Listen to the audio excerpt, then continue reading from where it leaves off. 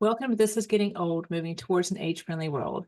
I'm Dr. Melissa Batchelor, and I am a nurse and a nurse practitioner with over 25 years of experience caring for older adults and their families.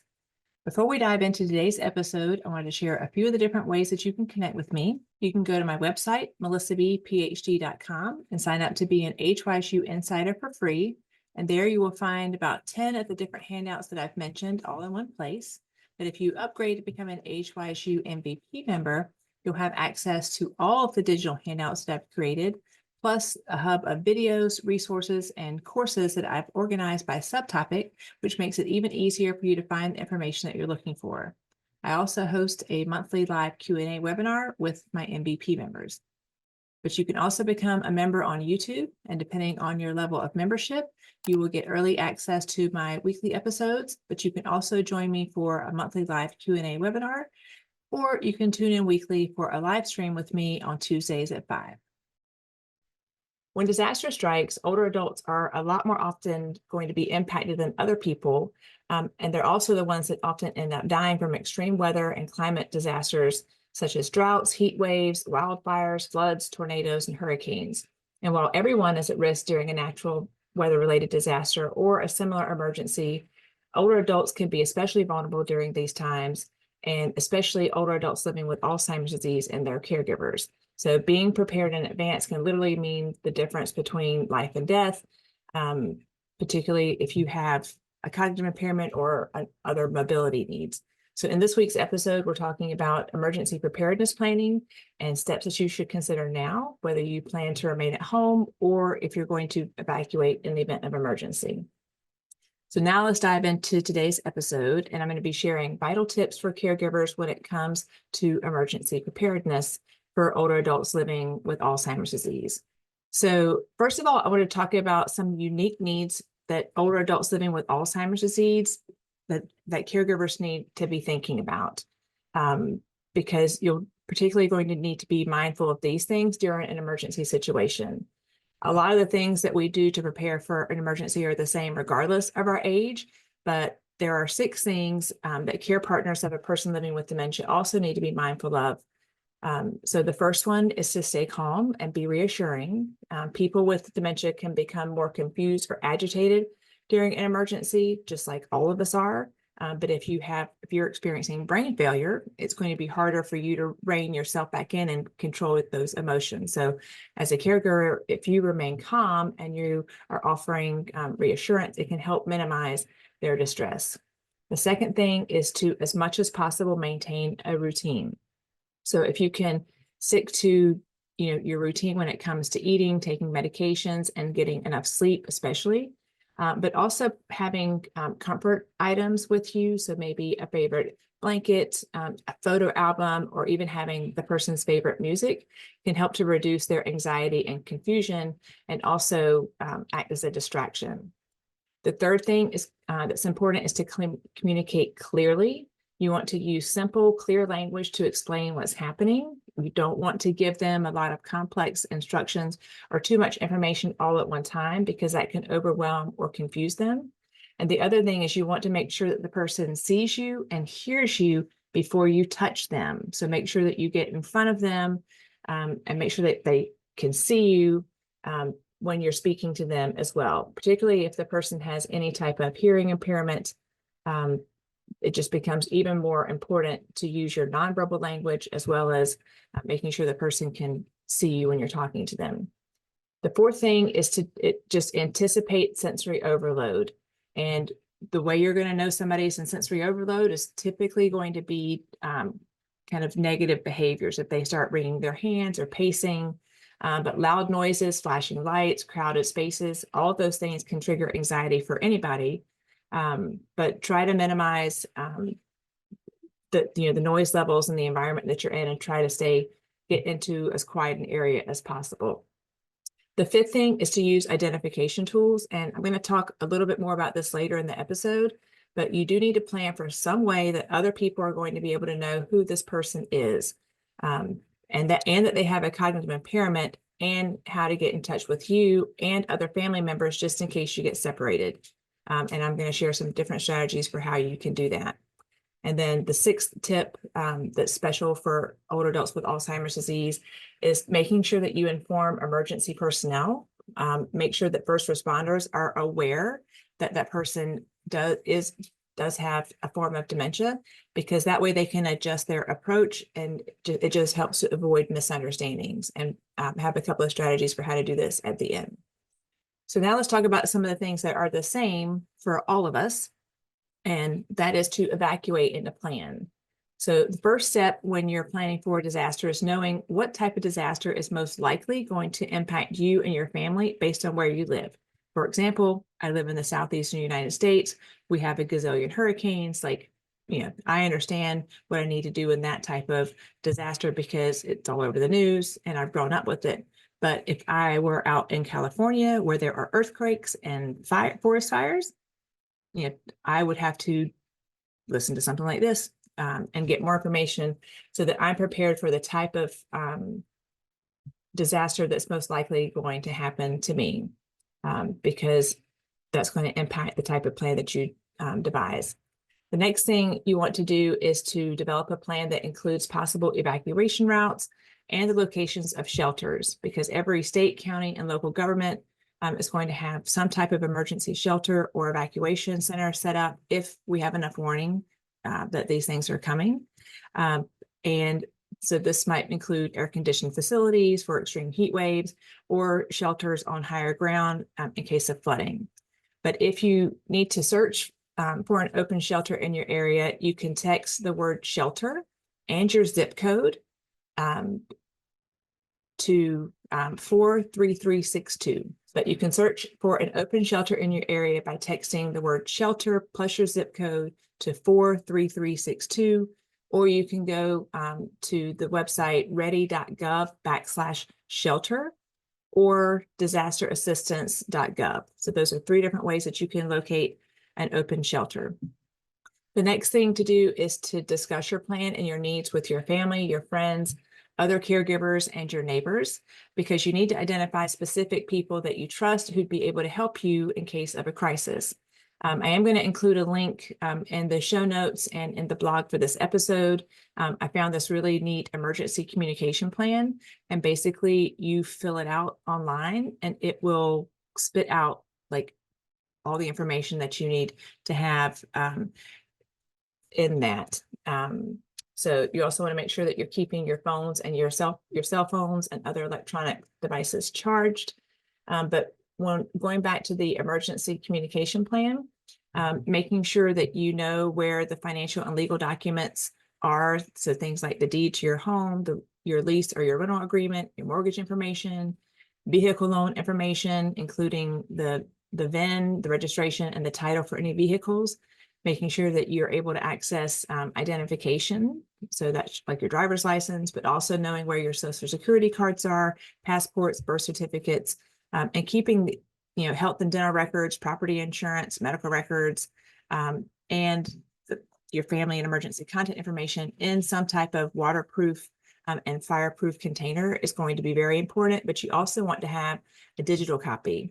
And so you can use something like Dropbox or Google Drive to place those types of documents so that you can get to them easily in case you have to leave quickly. That way you know that you can access them. And then FEMA, which is the Federal Emergency Management Agency, they also offer a link that I'll put in the show notes for how to safeguard your critical documents and valuables. So those are two different resources that you can use for making sure that you have your plan and that you know where all of your important documents are. The next thing to do is to stock an emergency kit. And there are some essentials of things that you need to have in your kit. And depending on whether or not you plan to shelter in place, or if you just need like a grab and go bag, you need to have at least a 3 to 7 day supply of supplies, and then backup options in case you lose basic services like water and electricity. So if you have this emergency kit, if you stay at home during disaster, that's called sheltering in place.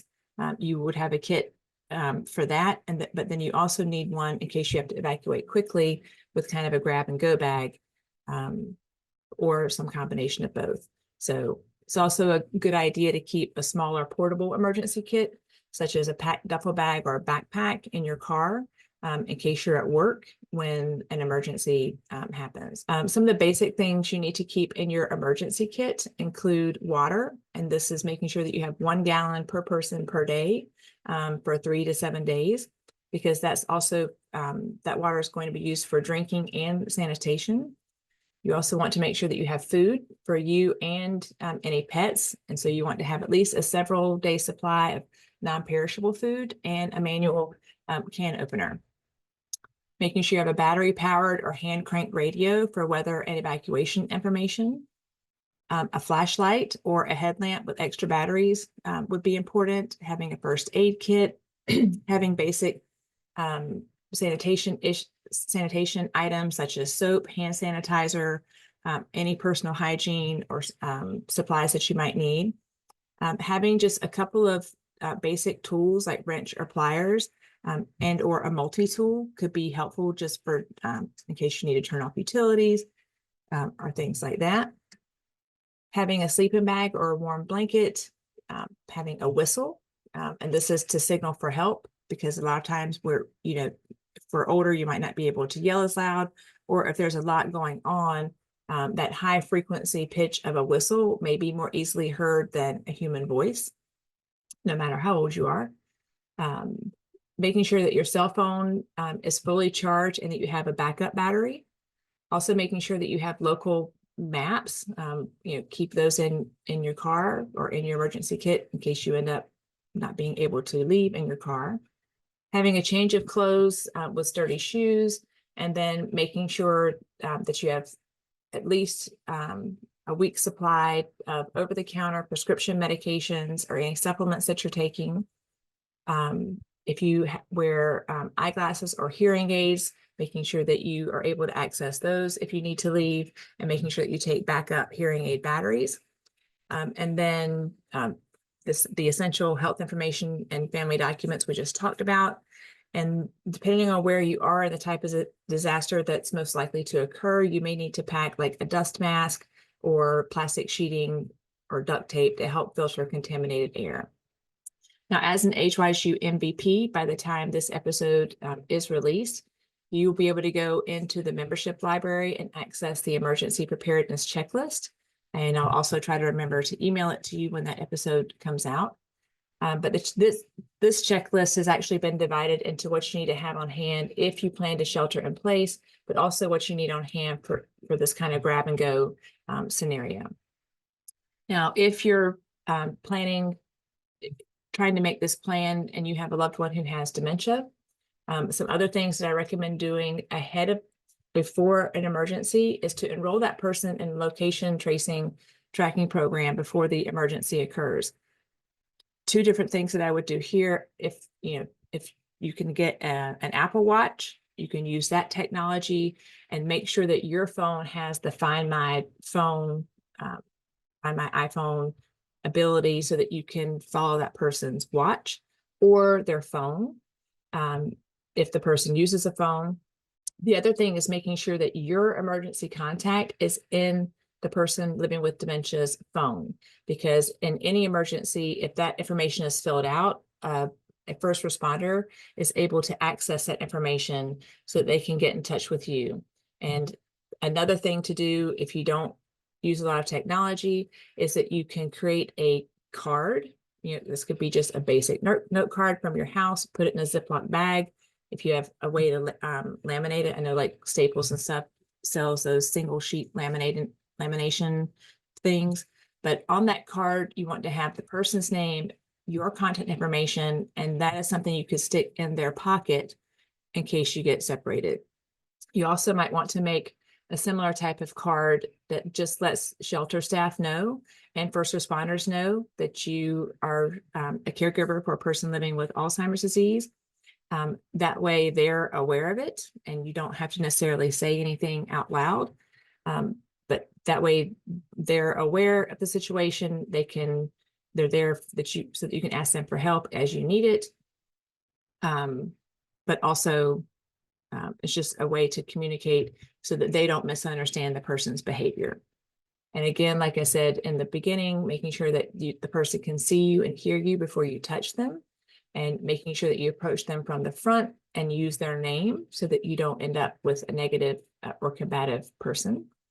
Other tips are trying to redirect their attention by taking them on a walk, having them look at the photo album, or even asking them to help you with simple tasks, like maybe help me fold these clothes or make this bed.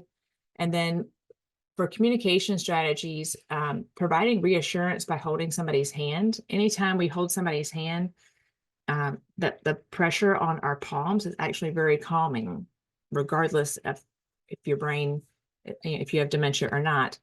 So holding their hand and then putting your arm around them can be very reassuring as well. You also do not, try to argue with this person or correct them. Instead, talk to them in a way that's soothing and move them to a quieter location if possible, and maintain your schedule for meals, medications, and sleep as much as possible also. The other thing is you want to plan for your pets and support animals. So have a plan in place for your furry friends. A lot of emergency shelters will only accept service animals, so you need to consider your pet's needs and a backup option for, could the pet stay with other families, friends, or neighbors. And there's on that ready.gov website, there is some guidance on how to prepare your pets for disasters as well.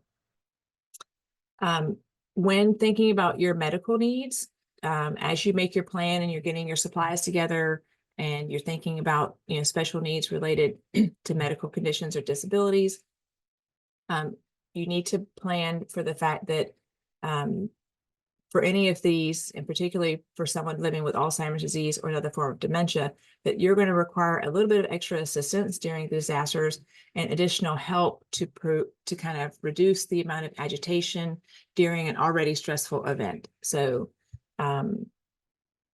making sure that that you kind of have that kit that we mentioned above and that you're interacting with that person in a very mindful way.